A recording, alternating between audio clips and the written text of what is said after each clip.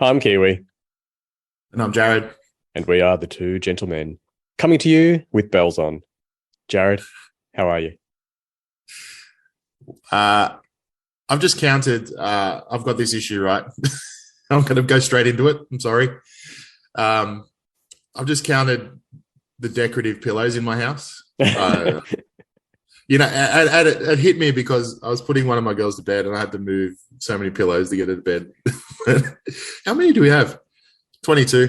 Jeez, that's a Um, lot of decorative pillows. and it's in four rooms. But it's the thing that got me. Like I don't notice these things. I'm a dude. I don't know.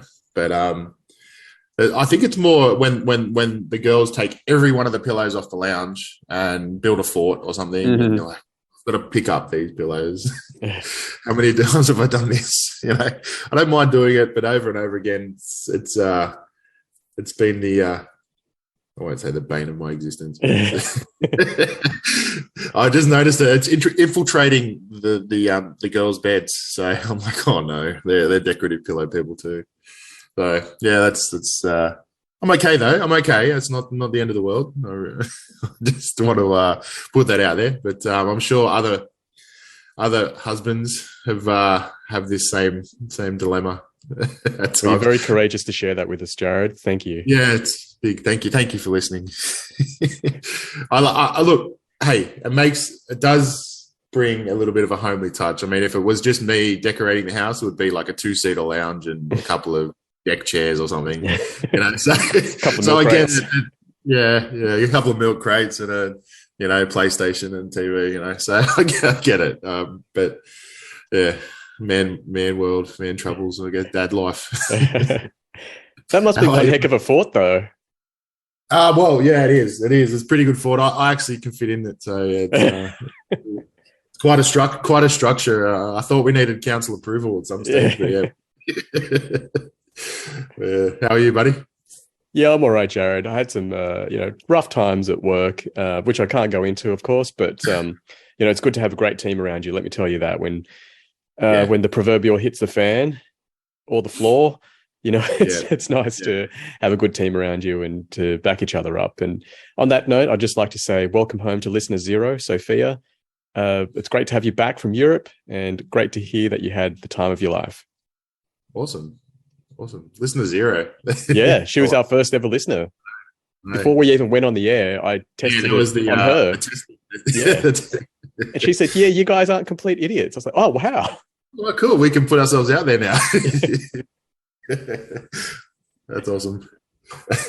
Now, Jarad, under the pump, sometimes you need to blow off a bit of steam. And Yeah. I think you kind of revert to your old habits. And I've been playing some video games lately, which Oh, I cool. hadn't done for ages. I've just, my kids play video games and I watch them and I quite enjoy it. But me, myself, I'm always writing or doing something else. Yeah. But lately I've just been like, you know what, I'm a bit burnt out. I'm just going to play some games. How And cool there's a is that? game, and I'm not very good at gaming, but I've got better. And it's because my attitude's changed. I guess I'm shooting my shot. I'm playing this game where, I'm rolling around with a bow and arrow and I'm like, okay, the shot's on, just take it. And, there's so many arrows fly over the target, but you know what? You don't count those, do you? The ones that count are the ones that hit. That's right. And as long as you get enough in, you progress. And it just got me Yeah. thinking about life in general and how, sometimes you've got this tiny little window. I mean, you've had it, playing basketball all the time where you get that, that 3-point opportunity and you take it, you get it, you don't, you don't. But Yeah. it was a really good thing to think about, actually, just shooting that shot. What's your Yeah. experience, Jarad? Wasn't that amazing? You can play a video game did you have unlimited ammo? That was the key. The key. No, I Just, didn't. No. oh, And I'm a very so, frugal guy. I'm like, oh, I can't waste all those resources. But you know what? I did. yeah. And slowly you grind and you get it all back. Well, look, I agree. I mean, it's I think it's cool that you found it through unwinding or blowing off some steam by playing video games. I was funny. When I think about video games, I'm thinking, I'll break out the old GoldenEye on Nintendo 64. I was going to ask you, like, which one did you play? Did you go with the current or did you go retro? But you've obviously gone with the current one. Very But, current. I don't think. with a house full of boys that you could get away with GoldenEye or something like that, or Alex the Kid, or whatever it's called. Oh, I loved Alex Kidd. They actually remade it. Yeah. Yeah.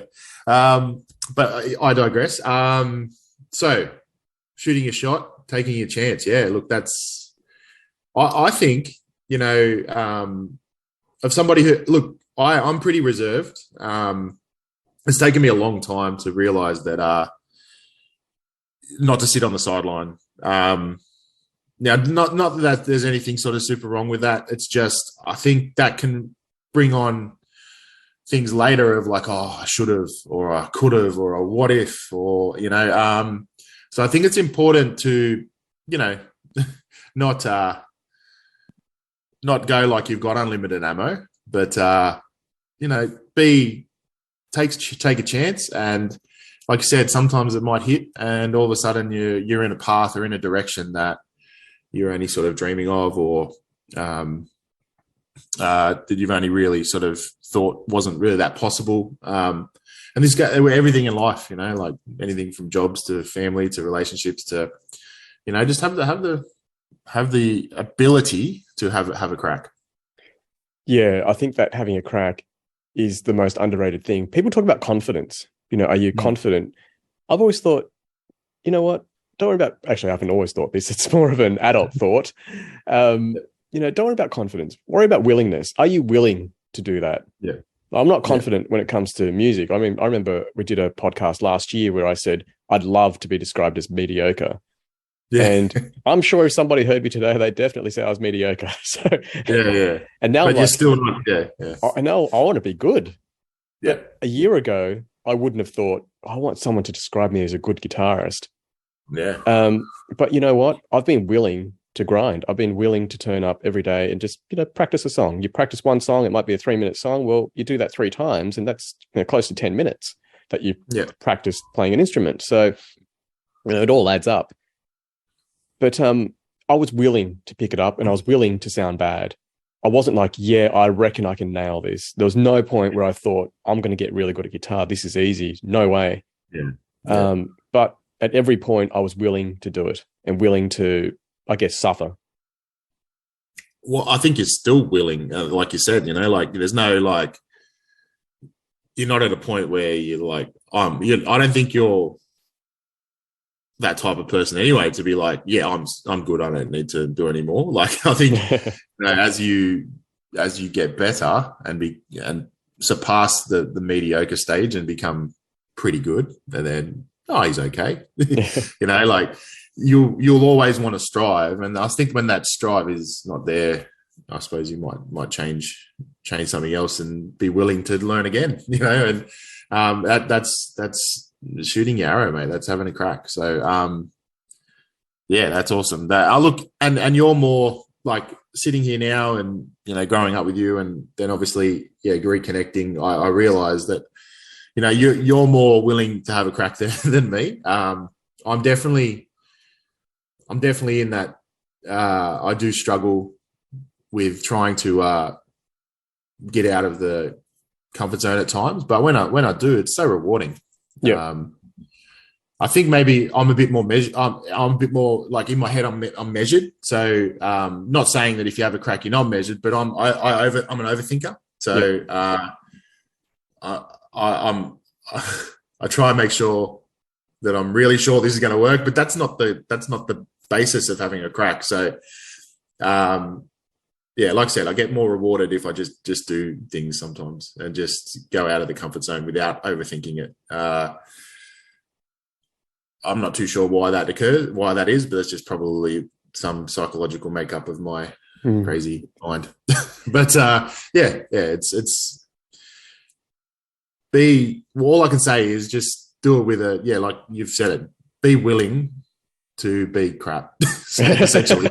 And by the way, I just want to announce that we've got some merch, and that's the first T-shirt. Be willing to be crap. It's actually not bad. Copyright. Yeah. You'll get the royalties for that one, Jarad. Our big sales. Yeah. I just want to go back to something that you mentioned when I talked about the video game, and then you used the term again, unlimited ammo. Yeah. In life, Yeah. is our ammo unlimited? I mean, look, how many don't we have constant failures? I mean, I've been punched in the face many times, proverbially, and it actually strengthens your chin in life, doesn't it? Yeah. I'm probably going to get straight to the point, but I maybe, but for me, no. I think there's a point where, what's the saying? The straw in the camel's back. I think there's a point if you continue to shoot your ammo or get punched in the face, that's gonna, your jaw is going to get affected if you get punched in the jaw over and over and over again. And there's a lot of reasons to be a little bit measured, because if you're just you become numb to it. I think if you continually get hit, or it becomes sort of, I don't know, like, what I'm trying to say. Like, I do. I think there's a limit. I think this is definitely a fork in the road for the two of us. I think that for most things where it doesn't involve money, like unless you're starting failed business after failed business where you're just pouring tons of money, your family's money into it. I do think we do essentially have unlimited ammo. You think about dating, for example. Yeah. I mean, it's even easier these days where you're just swiping left or right. In that sense, you do, unless, you decide that, oh my gosh, I'm never going to find a man or a woman. You do have unlimited ammo. You can just keep going out there and trying and trying and trying and meeting the right person and meeting the wrong person, I should say. And then just until you find the right person. And I mean, why should life grind you down? I guess that's the question, really. Like, how much spirit do you have to keep going? I suppose it's about, we're talking about two different things. We're talking about having a go, but I guess what I'm thinking of is monetary, physical, things like that basically can wear you down and you can run out of. What you're talking about is, I think, things that are, you might be able to jump in and tell me the word, but more of a personal thing that doesn't require you to be damaged, like the only, if you, I suppose the only, and I'm not saying this lightly, the only damage is what's happening in your mind. But if you can control that and have that willingness that we talked about earlier, I think that then you would have unlimited on that side. So I suppose we're sort of talking about two different things, the same subject, but just two different sort of avenues, maybe. That's what I'm trying to work out, I guess. Yeah, and look, unless there is, from your point of view, unless there is a physical cost, it really comes down to attitude, doesn't it? Down to your mindset. If you have a growth mindset, then your ammo truly is unlimited. I think of, when I started surfing, there were things that I thought I'll never be able to do, like even something simple like duck diving, which looked so hard to me. I didn't even get the concept. And then, I watched a YouTube video that teaches you how to do it in 15 minutes. And it was like, oh, wow, okay. It's actually, that's all I have to do. Really. You were in the bath, duck diving. Pretty much.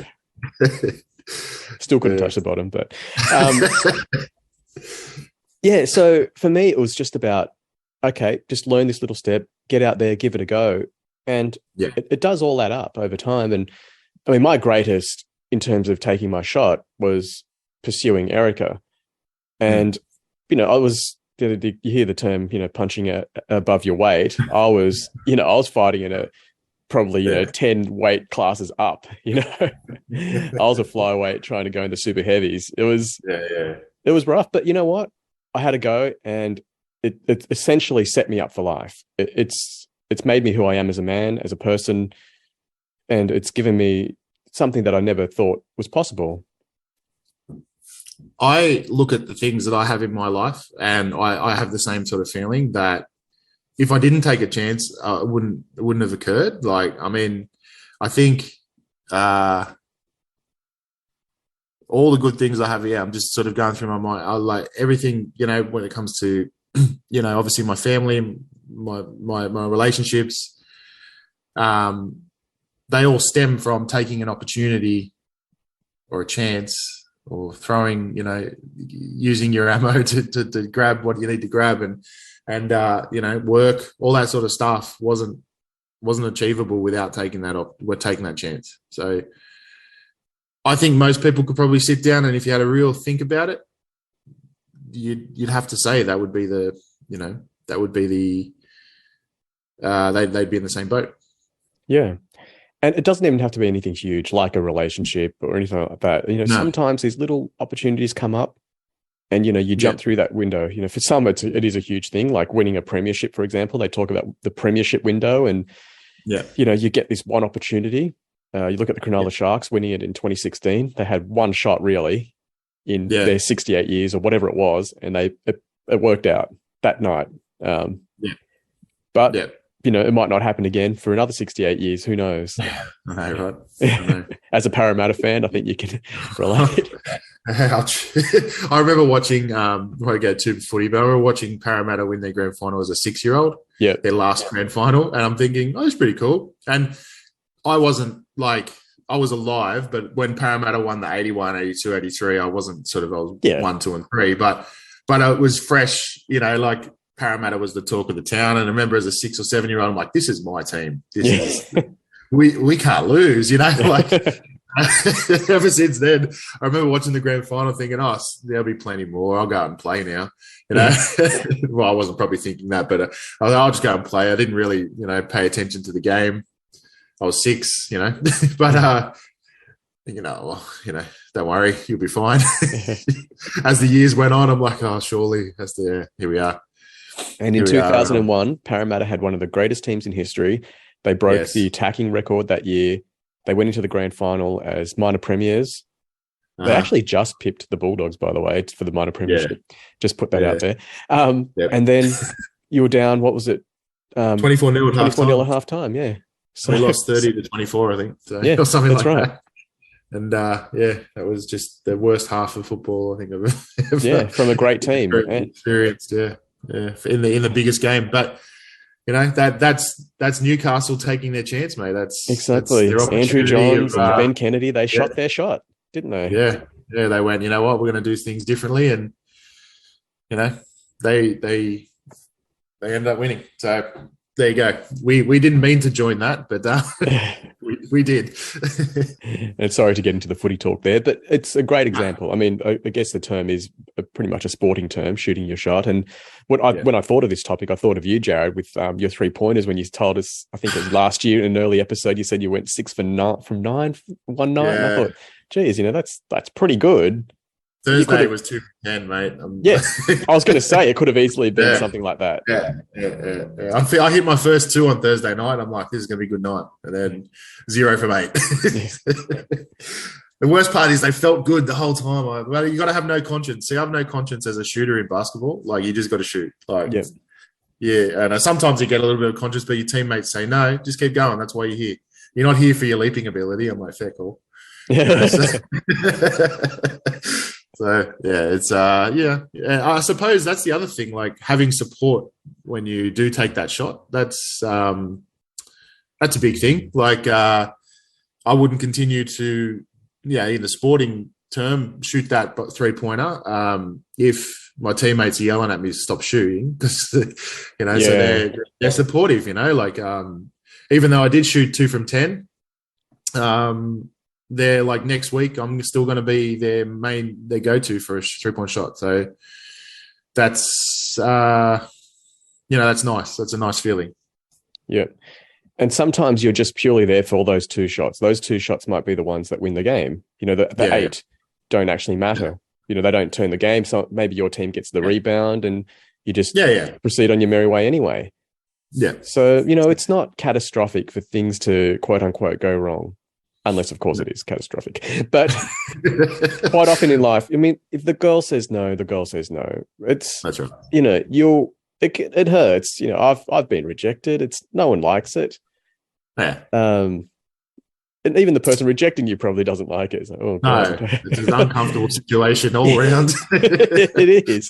And the basketball gods don't want you missing your 3-pointers either. They're cheering you on, and when you miss, they're like, "Oh God," But hey, it's okay. It's we can get back up. Agreed. And with your own mindset and the support around, if you're lucky enough to have support around you, I mean, it's just business as usual, isn't it? Yeah, but you are right. It is important to have that support. I've tried so many different endeavors. I've been writing for many, many years now, for I think, 2 decades now. And if I didn't have Erica behind me, by my side, with me all the time, telling me, look, this is really important work, just keep going, this is what you love, then I would have quit ages ago. I remember when I think I just turned 30, and I was like, you know what, I think I should just get a real job and, just do something I'm actually good at rather than, doing this whole writing caper. And she said, what kind of example would that set for the boys?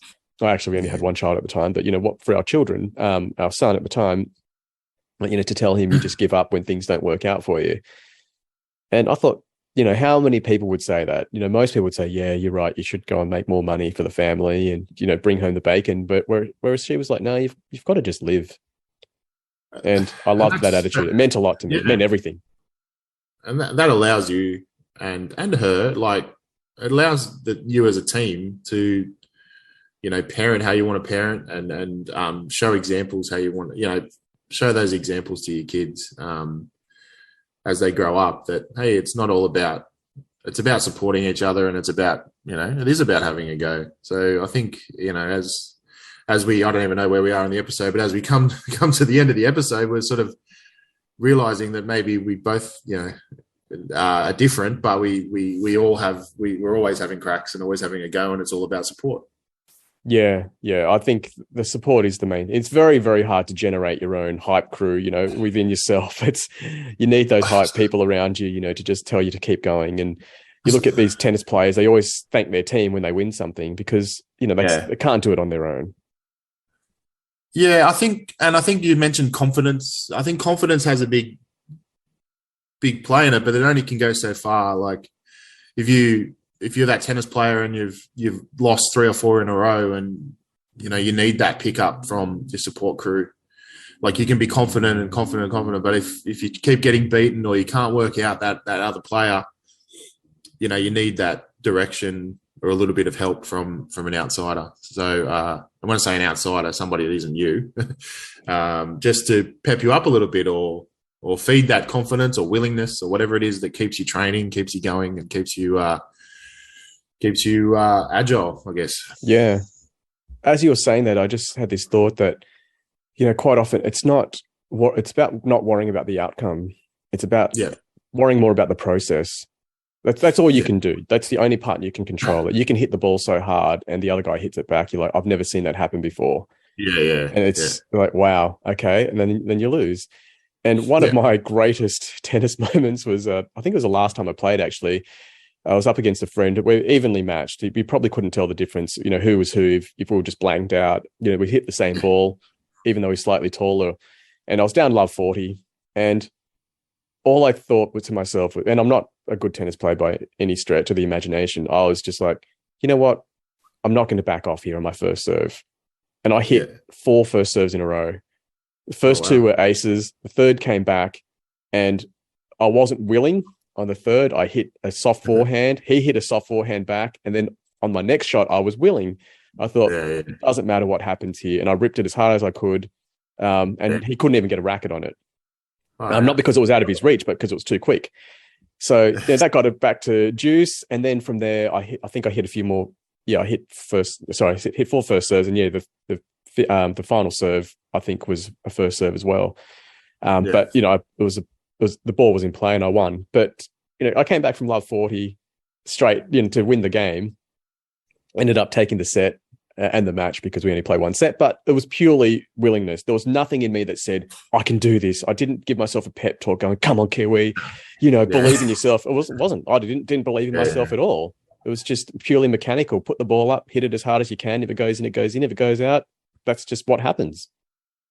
I think it's like you said, it's trusting the process. Like you've sort of, that, hey, if I'm just got to do what I do and it'll happen. Like, and going past a tennis match, but that's what you got to do. You just got to trust yourself. And if somebody is more, able to do whatever it is you're trying to do, and it's out of your control. You can't control how someone else is. So you just do your best and trust your process. And you know what? It might not happen. I could have missed the very next served a double fault, and that was it. I could have lost the set after that. Yep. But I guess it's accepting that's okay too. That, you play a game with very slim margins. Well, quite often you're on the wrong side of the line, aren't you? Yeah. And that's okay. Yeah. It's fine. Yeah. Talking of shooting your shot, my son has found the most amazing things in the council pickup, and it's purely because he's out there. One of the last things he found was his 34-inch gaming monitor. Now, we would never pay for that. He found it with a receipt as well. And, it's way more than what I would dare to pay. It's way more than what I thought it was worth. And, he's decided to keep it. And it is purely from luck. But, it's about going out there and just that process. It just adds up over time. There are days where he finds nothing, but he gets a few cables here and there. And over time, those cables stack up in his wheelie bin. And we take that out to the scrapyard, and that's his biggest earner. It adds up. So all this experience, it'll turn into something. Yeah, totally. That's amazing. That find, by the way. But like I said, it's not done by accident. It's and it's not every day either. There are days where he comes back and it's just cables. That's okay. Yeah. That's right. And you hear those stories about, I did this and I found this, and it's like, it's a gold mine out there. Well, it's not. Like it is, but it's a lot of hard work. It's not just, leisurely walking past going, there's a monitor that's worth a lot of money. It's not, it doesn't happen like that. It's a lot of work, a lot of hours, and a lot of taking your opportunity. Exactly. I think of when we thought of this topic before, I thought of Cristiano Ronaldo. People think about his, goal scoring prowess and everything. And what's his percentage? I actually have no idea.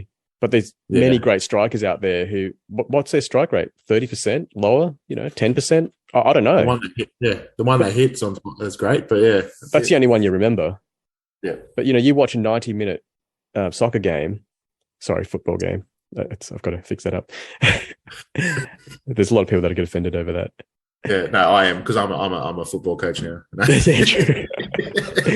But you watch a 90-minute game and they're grinding, and you're lucky if you get a one goal, 1-0, especially in a World Cup final or something. Yeah. How exciting is it when you get, more than 2 goals in a game? Yeah, and how many near misses, Exactly, man. But that's the game, and that's the game of life. It's not a highlight reel. It's very, very slow, and there's a lot of editing involved to get those highlights out there. A bit like us. Exactly. We've been recording for 15 hours to get this. So tired. I know, same, man. My goodness. Yeah, no, we're at the end. Aren't we? Surely we're at the end. We are. Jarad, thanks again for joining me. It's been wonderful. Everybody else, thanks again for joining us, 2 gentlemen. We love having your company. Please like, subscribe, follow, whatever else you have to do in all our socials. And please share it with anyone you think might like it. And please get in touch with us personally. We love hearing from you. Take care, everyone. See you later.